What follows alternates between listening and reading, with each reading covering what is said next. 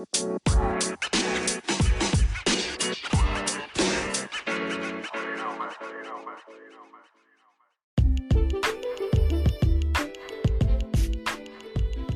up, guys? Welcome back to the That's Sowdev podcast. My name is Dev. Thank you so much for tuning in today. I appreciate you. Y'all know we have tea to get into. Now, before we get into this tea, make sure you go ahead and follow me at That's Sowdev on Twitter, Instagram, and literally everywhere else, especially YouTube. We kind of popping over there. Go ahead and hit subscribe. Okay? So, y'all, I have some things on my mind. Several things, actually. I have no idea what I'm going to call this episode, to be honest with y'all, but, I got some things on my mind, and I'm just going to go ahead and speak about them. Because I'm sitting over here, I obviously have all of my episodes planned out for the next couple seasons. So, each season's probably going to have about 8 episodes per batch or whatever. It's not going to be yearly long Fifth Harmony podcasts. No, we're going to keep it structured. So, every 2 weeks, we're going to have an episode. And that's how it's been going so far. By the time we get to the end of January, that'll be the end of the first season. And then, we'll get started on the second season after a bit. And, this episode was totally planned, and it's kind of like a combination of 2 different episodes that I really wanted to focus on, which is totally fine. It falls under the same category of loss of control, and that's the main thing that I get when I think about Fifth Harmony is that idea of loss of control, because what control did they really have? None, truthfully, and I feel like them as solo artists, the main thing that they've really been trying to reclaim is control. And I think obviously that's going to take them however long that takes them. You can't put a time limit, for one, on healing, and everybody has a different journey. Everybody's going to reach different destinations at different times for different reasons. And I just feel like people don't really look at a lot of the Fifth Harmony girls in that manner. I don't know. I think they just expect them to have it all figured out because other girl groups in the past have had it, figured out when they went solo, or they had it quicker even. And I think people just had that expectation for a lot of the Fifth Harmony girls, and now they're getting a lot of, well, let's just say to the point of bullying at this point. People don't really understand why the girls are taking the space that they are. And, it does fall under that loss of control. And I think every time I think about loss of control specifically, I start to think about the recording process. I really do. Because, for one, what control did they have over their music? What control did they really have over, speaking up in an instance where maybe they wanted to give a vocal here or a run here on a track that maybe sounded a bit better, not having that voice, not having the power to have someone listen to you, whew. Can you imagine how damaging as an artist that is? I mean, an artist thrives off the freedom of creativity. Imagine you don't have any creativity. This is how it goes. This is how you're supposed to do it. The only creative outlet they really have, the only sense of control that they do have, is when they go on that stage.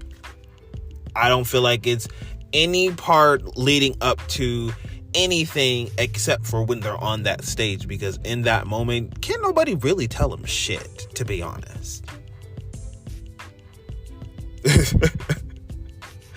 Oh my goodness. Can you imagine? I mean, you want a girl group to thrive. You don't want a girl group to feel like they're in competition with each other, yet here they are in their recording process and they're having to compete against each other, not because they necessarily see each other as competition, but because they have no choice but to be competition. Because if you don't sing this, better than another, or blah, blah, blah, you're not going to be on the track. If you don't have enough soul, like they told Dinah, you're not going to be on the track. And people have been left off tracks. Allie is not on I Lied. Lauren is not on Sledgehammer or Boss. And Dinah Jane is not... Oh, wait, no. I lied. Lauren's not on Boss, I believe. She's not on Boss and Worth It. Dinah's not on Sledgehammer. And Allie is not on I Lied. I can't recall any other things. But definitely, yeah. And Normani, obviously... Which is crazy to say because she has almost the least lines on 727. But overall, she has I think the second most, maybe above Lauren. And what's actually interesting about that, actually, this is not interesting at all. It's actually racism rooted. But Normani has the second most lines on Reflection because most of her lines are rapping. If you look at it, most of the lines that she actually has, they are of her rapping.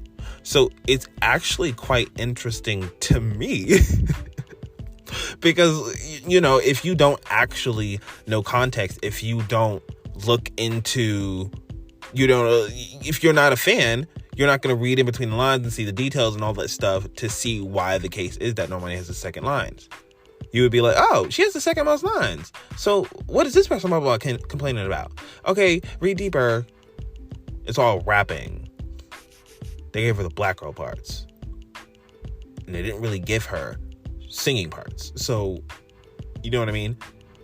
And when you hear things like Normani on the bridge of Everlasting Love, when you hear, Dinah Jane, even live, the Reflection performance on the 727 tour, not 727, but PSA tour, just before they ended, the range that she has. And you see how they really take a song and blow it out of the water live, and you see the capabilities of their voices, but you see what they're kind of dimmed down to into a track, and it's really just annoying because not having that control to really push yourself in a studio per se, but maybe push to execute a note that you're given, or to execute this range that you need to be in. It's not, again, that creative freedom to go in and even bring out those vocals because you're not in a supportive environment. You're not in an environment where you can thrive. Again, it's more so that competitive nature, and again, it has to be. Because you want to be on a song, you want to be recognized, you want to be seen, and every single one of them girls deserve to be.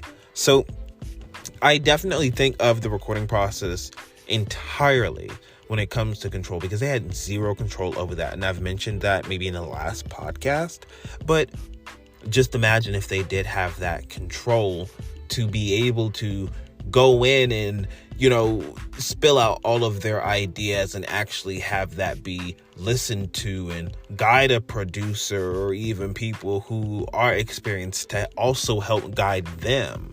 I just feel like looking at the last album, had they had been given that from the start, I can imagine the growth, because I also talked about it the last podcast. A lot of their talent, it's stifled a bit. It's stifled a bit. Their skill, I would say, not the talent. That's the wrong word. The skill level just stayed stagnant for a bit.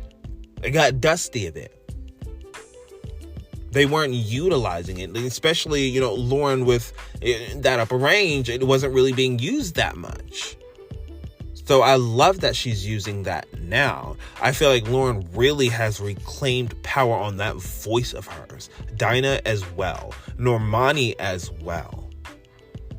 I definitely feel like Allie has reclaimed her power in the sense of, she was bullied for maybe not being the best dancer in the group. And that's totally fine. Allie totally kept up. Come on, be serious. We all know what the tea is.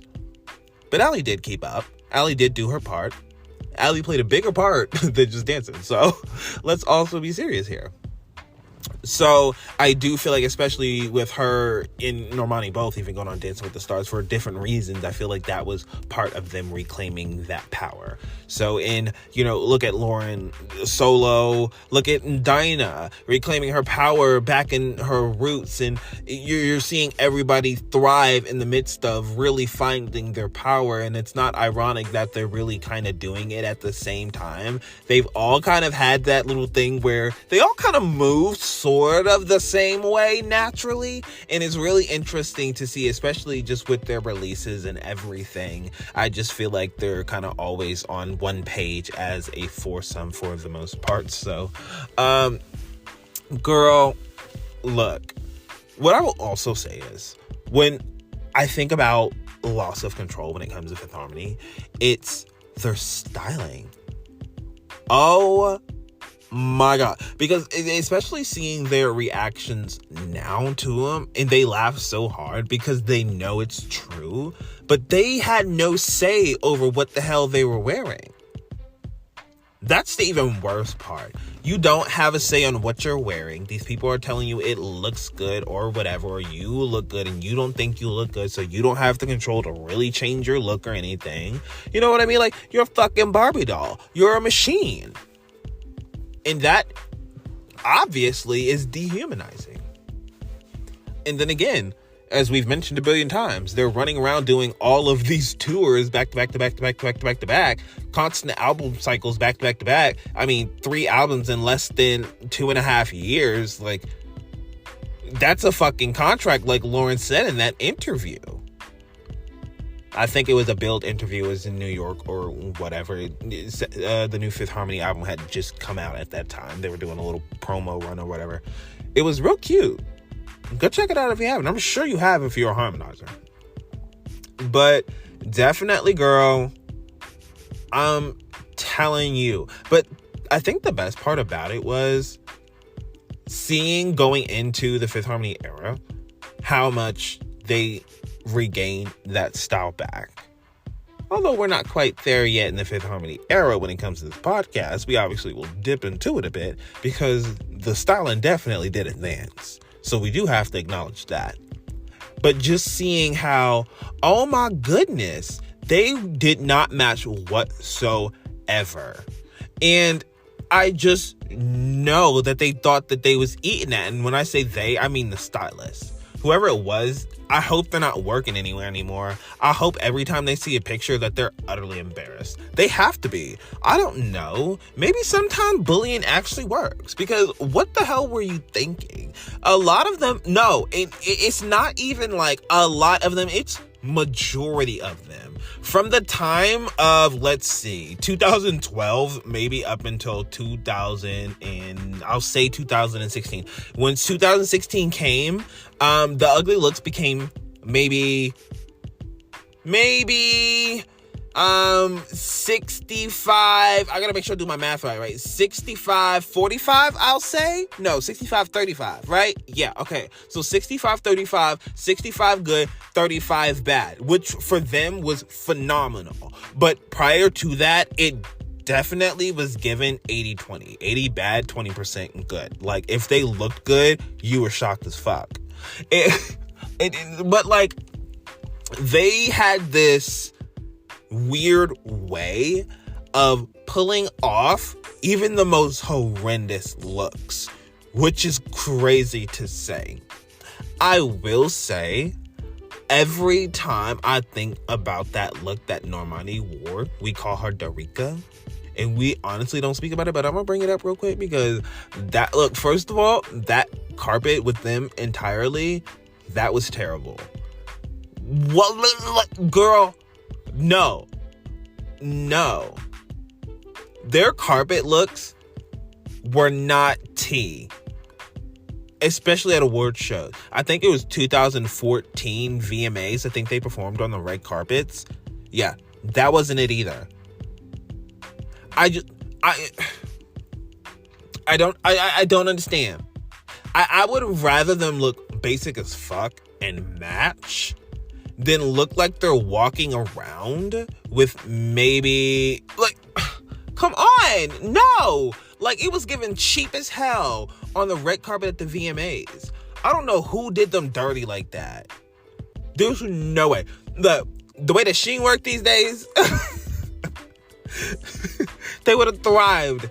They would have fucking thrived in this era of time. Fashion Nova, yes, definitely. I think they would chew the fuck down these days. But it definitely is what the fuck it is. But they really had no control over any of that shit. I specifically remember them saying, like, they didn't even have control over what color lipstick they were wearing, bitch. Like, imagine you don't even have control over whether you think that you should have a red lip or a pink lip.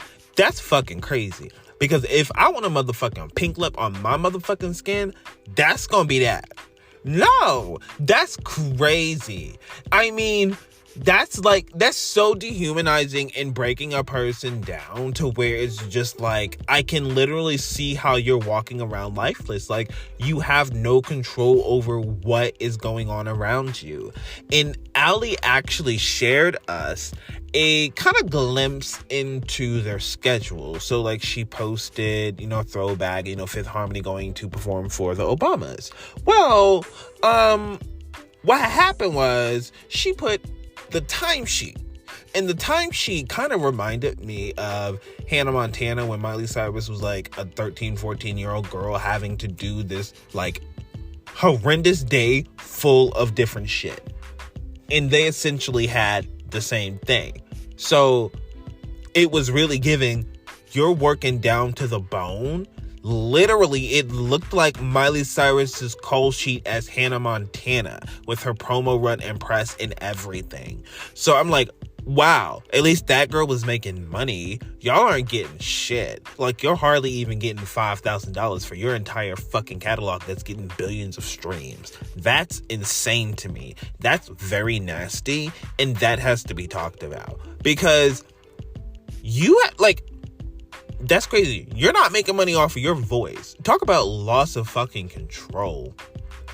That's crazy. All of them songs, I mean, they obviously got the brand name, right? Dina Poe helped them get the brand name. And then Simon also helped them get it back recently. So I'm interested as to why they didn't have the brand name later on. I wonder if somebody, it obviously would have had to been sold. I wonder, that's interesting.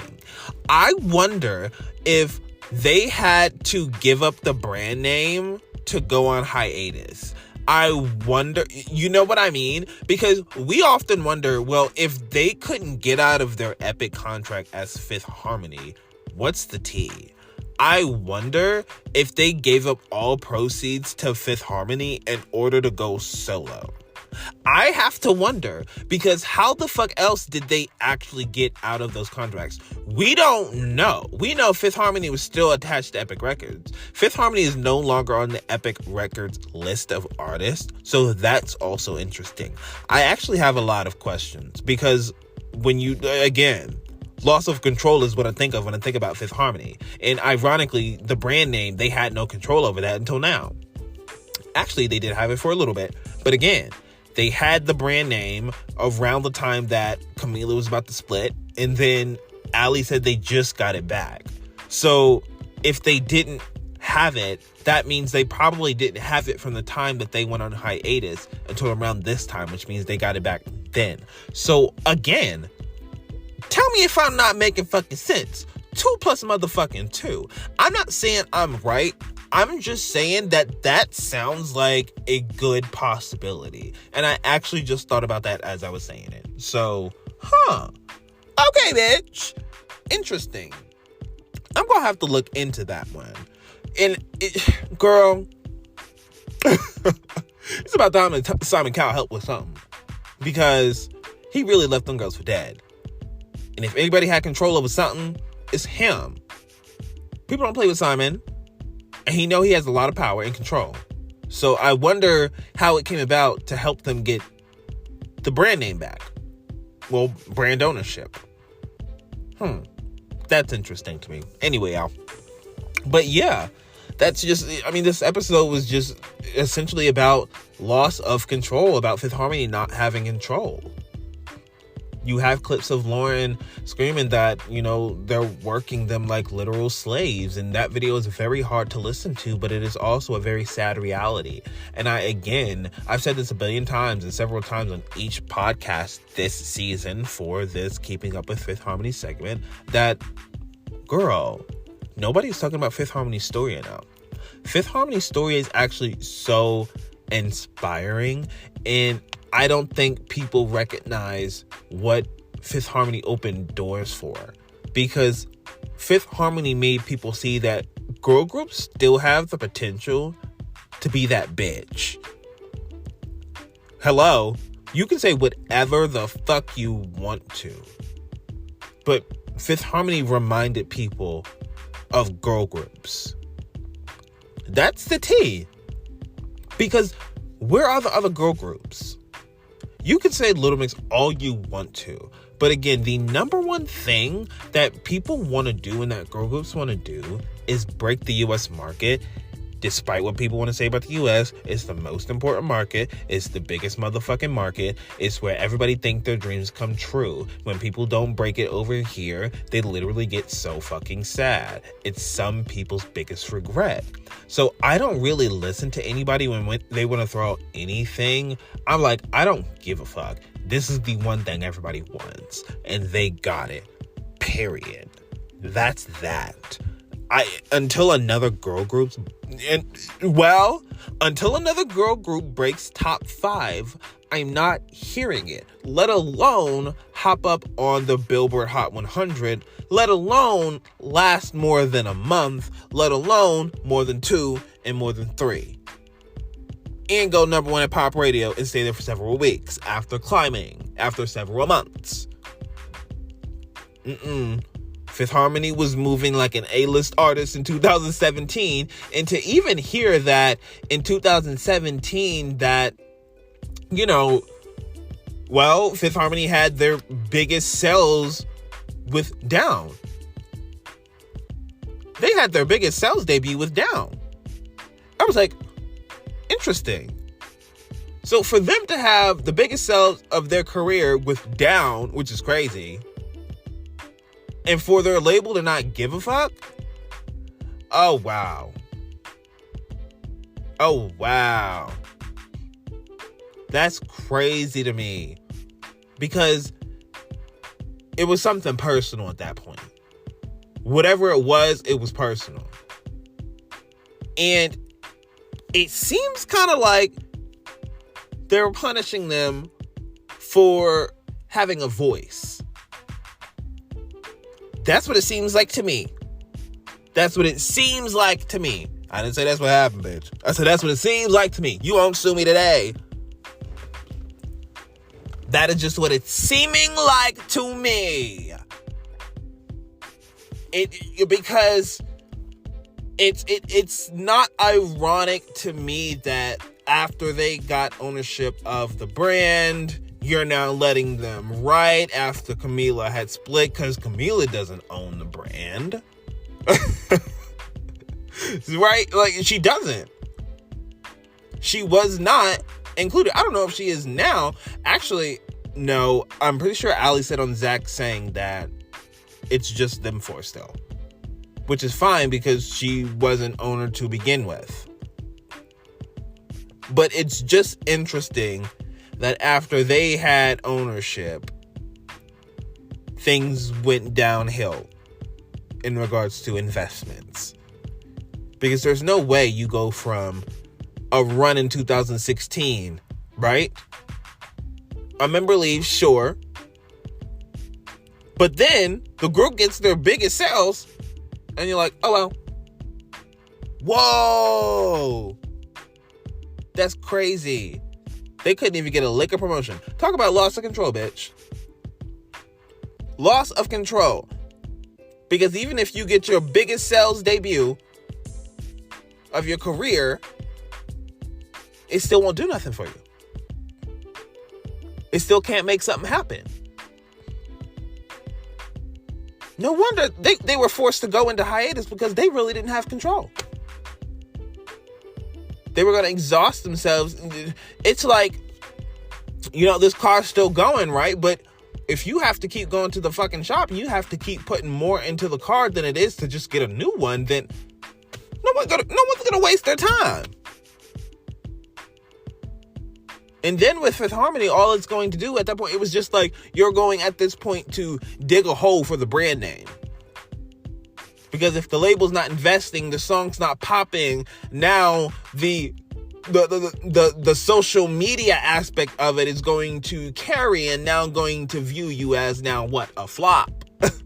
So now the public perception is now going to flip on you after you already had to go through the Mean Girl era, after your label wasn't backing you because the member you left was on the same label as you. And you had no control over that shit. When I think about Fifth Harmony, bitch, no control. None of it. People say everything about Fifth Harmony, like, Fifth Harmony was such a mess, blah, blah, blah, blah, blah, blah, blah. Why the fuck do you think they were such a mess? They didn't have no control. They so drained, they so lifeless on this fucking stage, having panic attacks before getting on stage, crying on stage. You're talking about, they the messiest group. They look like blah, blah, blah, blah. But nobody's talking about why. Why is nobody talking about why? Yes, this performance is very nasty. Guess what happened before this one?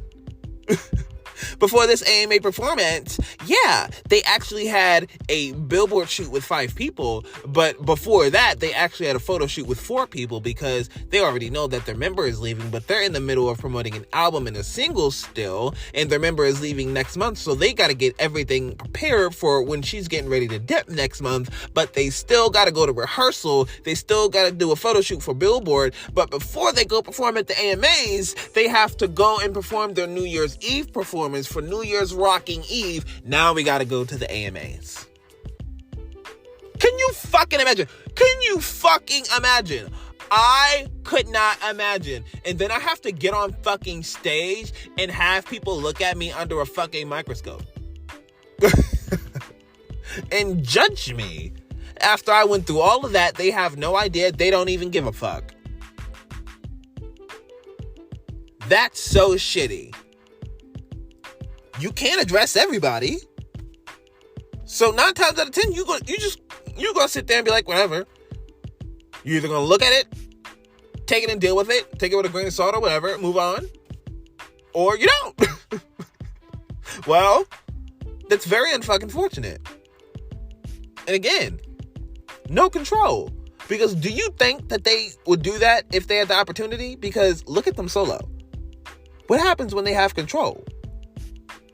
They have no interest in being, overly exerted. They don't want to be overly exposed. They don't want to do all that. That has tired them, that has exhausted them, and I can't be mad at them for not wanting to do that. They now have control to be able to say no. And go them. And fuck anybody who's mad about that. So, that's all I really got to say. You know what I mean? This was Nice Killer Podcast. You know what I mean, y'all? Thank y'all so much for listening. I appreciate you. This is the That's So Dev Podcast, where you stay true and stay you, boo. I appreciate you. I love that. Make sure you go ahead and follow me on all social medias. Y'all know the drill. At That's So Dev on Twitter, Instagram, and literally everywhere else, especially YouTube, because we kind of why? Poppin'. Exactly. Love that for y'all. Anyway, make sure you go ahead and also drink some water, eat some good food, take care of yourself. Y'all, there is really and truly a lot going on in the world. Make sure you take care of yourself. We need self-care. More of it in this world, and a lot of love. Okay, y'all? Which I'm sending all of you. Have a good one. I'm hopping off here for now. Peace though, y'all.